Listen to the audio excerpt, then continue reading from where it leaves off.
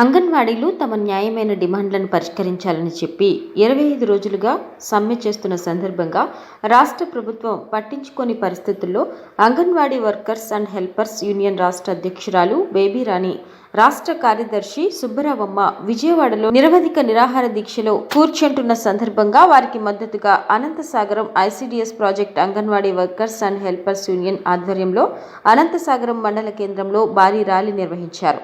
ఈ ర్యాలీని ఉద్దేశించి సిఐటియు అనంతసాగరం మండల కార్యదర్శి అన్వర్ బాషా మాట్లాడుతూ, ముఖ్యమంత్రి జగన్మోహన్ రెడ్డి అంగన్వాడీల సమస్యలు పరిష్కరించి వేతనాలు పెంచి గ్రావిటీని అమలు చేసే విధంగా చర్యలు తీసుకోవాలన్నారు.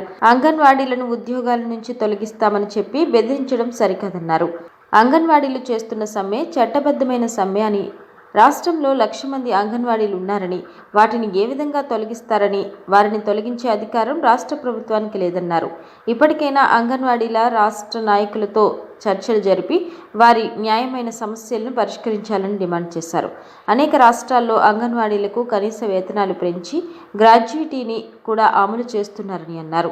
జగన్మోహన్ రెడ్డి పాదయాత్ర సందర్భంగా అంగన్వాడీలకు ఇచ్చిన హామీలను నెరవేర్చాలని అన్నారు. కనీస వేతనం పెంచే వరకు సమ్మె కొనసాగుతుందన్నారు.